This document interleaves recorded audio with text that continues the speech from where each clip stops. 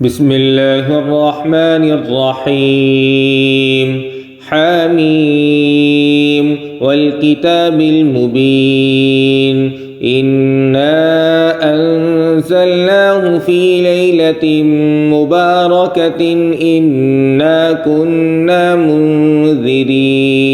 فيها يفرق كل أمر حكيم أمرا من عندنا إنا كنا مرسلين رحمة من ربك إنه هو السميع العليم رب السماوات والأرض وما بينهما إن كنتم موقنين لا إله إلا هو يحيي ويميت ربكم ورب آبائكم الأولين بل هم في شك يلعبون فارتقب يوم تأتي السماء بدخان مبين يخشى الناس هذا عذاب أليم ربنا اكشف عنا العذاب إنا مؤمنون أنى لهم الذكرى وقد جاءهم رسول مبين ثم تولوا عنه وقالوا معلم مجنون إنا كاشف العذاب قليلا إنكم عائدون يوم نبطش البطشة الكبرى إنا منتقمون ولقد فتنا قبلهم قوم فرعون وجاءهم رسول كريم أن أدوا إلي عباد الله إني لكم رسول أمين وأن لا تعلوا على الله إني آتيكم بسلطان مبين وإني عذت بربي وربكم أن ترجمون وإن لم تؤمنوا لي فاعتزلون فدعا ربه أن هؤلاء قوم مجرمون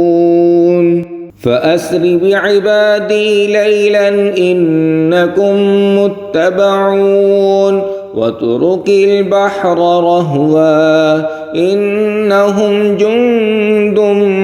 مغرقون كم تركوا من جنات وعيون وزروع ومقام كريم ونعمة كانوا فيها فاكهين كذلك وأورثناها قوما آخرين فما بكت عليهم السماء والأرض وما كانوا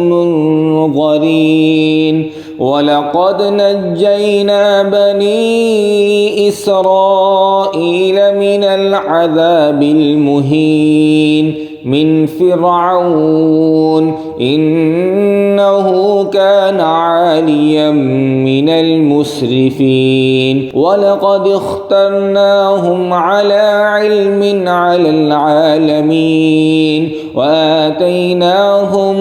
من الآيات ما فيه بلاء مبين إن هؤلاء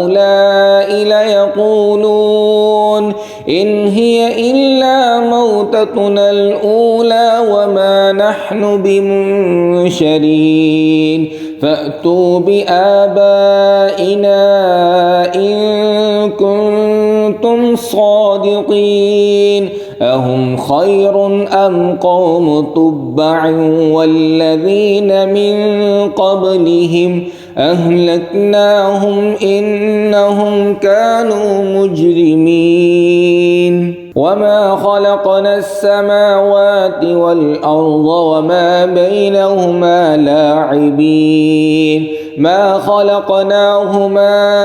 إلا بالحق ولكن أكثرهم لا يعلمون إن يوم الفصل ميقاتهم أجمعين